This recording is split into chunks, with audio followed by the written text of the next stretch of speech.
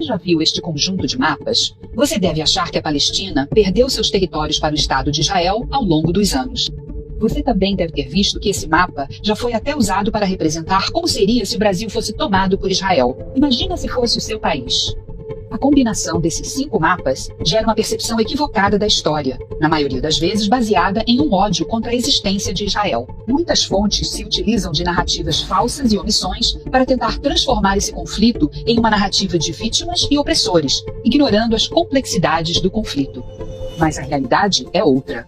Vamos olhar para cada um desses mapas e entender o que eles mostram. O primeiro mapa mostra a região da Palestina completamente verde. Mas nessa época, ainda não havia um Estado palestino soberano. Não havia controle político palestino em um país independente. O nome Palestina referia-se à região, desde a época do Império Romano, de 135 a 390 da Era Comum. Mais tarde, toda essa região foi dominada pelo Império Otomano, que só se desfez em 1918 com o fim da Primeira Guerra Mundial. É em parte deste pedaço aqui da região da Palestina que hoje está o Estado de Israel, a faixa de Gaza e Cisjordânia. Essa região era conhecida como a Grande Síria e hoje corresponde a Síria, Líbano, Jordânia, Israel, Cisjordânia e faixa de Gaza. No segundo mapa, já começamos a ver algumas manchas brancas. Elas representam terras compradas pelos judeus. São aproximadamente 2.000 quilômetros quadrados de um total de 35.000 quilômetros quadrados. Enquanto as manchas brancas representam a propriedade privada de judeus, a parte verde mostra tanto o território aberto, dominado pelos ingleses, quanto a propriedade privada de árabes. Só que este mapa não diferencia o tipo de território mostrado, direcionando um leigo a pensar que, devagarzinho, os judeus começaram a roubar terras. O correto seria apresentar este mapa indicando em azul a propriedade privada de judeus e em verde a propriedade privada de árabes. A parte branca é o território aberto, à época não pertencente nem a judeus e nem a árabes, que estava sob o domínio do mandato britânico.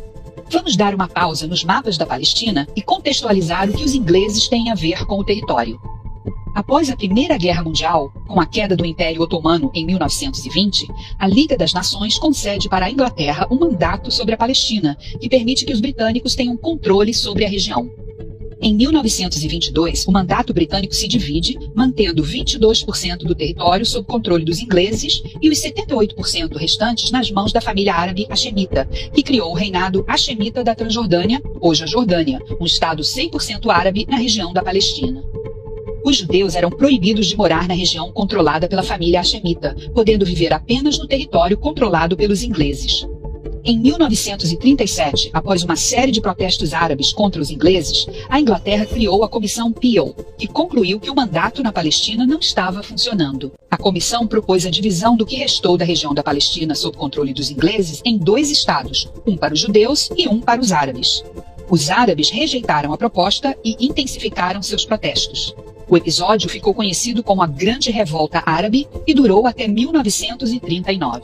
O terceiro mapa é de 1947 e reflete a partilha da região da Palestina proposta pela ONU em 2 estados distintos, um para o povo judeu e outro para o povo árabe, que viviam na mesma região.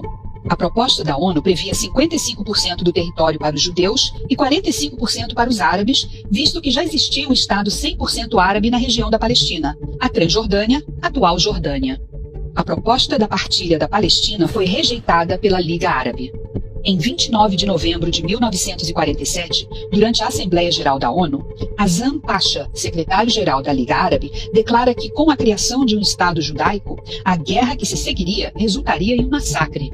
6 meses depois, os ingleses decidem sair da região e Israel declara independência. Os árabes não aceitam o novo país e iniciam a Guerra Árabe-Israelense de 1948, que ficou conhecida como a Guerra da Independência. A Guerra de Independência de Israel durou até 1949 e envolveu mais 5 nações árabes: Jordânia, Egito, Síria, Líbano e Iraque. Depois de 1 ano de guerra, Israel sobreviveu ao ataque simultâneo das 5 nações árabes e assinou acordos de armistício com Jordânia, Egito, Síria e Líbano. Com o final do conflito, Israel ganha controle de 78% do remanescente do território do então antigo mandato britânico na Palestina, o que nos leva ao próximo mapa do conjunto. O quarto mapa mostra o território de Israel após a Guerra de Independência. Ele vai ficar assim até 1967, quando eclode a Guerra dos 6 Dias. Na verdade, o mapa que representa corretamente o traçado da região nesses 18 anos, entre 1949 e 1967, deveria mostrar que após a Guerra da Independência, a faixa de Gaza ficou sob controle do Egito e a Cisjordânia, da Jordânia. É importante frisar que as terras não foram tomadas de palestinos. Israel conquistou território numa guerra defensiva. A Cisjordânia foi conquistada da Jordânia. As colinas de Golã foram conquistadas da Síria.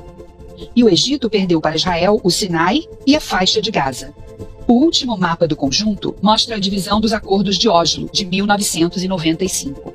A Autoridade Nacional Palestina nasce de um acordo entre Israel e a Organização para a Libertação da Palestina, um governo interino palestino criado para administrar o território e a população palestina dentro da Cisjordânia e da faixa de Gaza.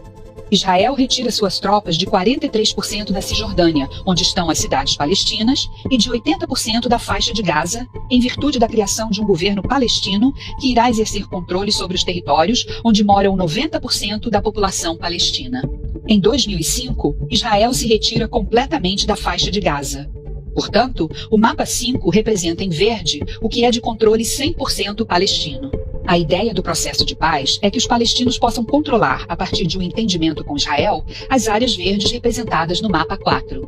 Porém, isso só vai acontecer quando Israel tiver a garantia de que os árabes aceitarão a legitimidade da existência do Estado de Israel como um país democrático e o lar nacional do povo judeu.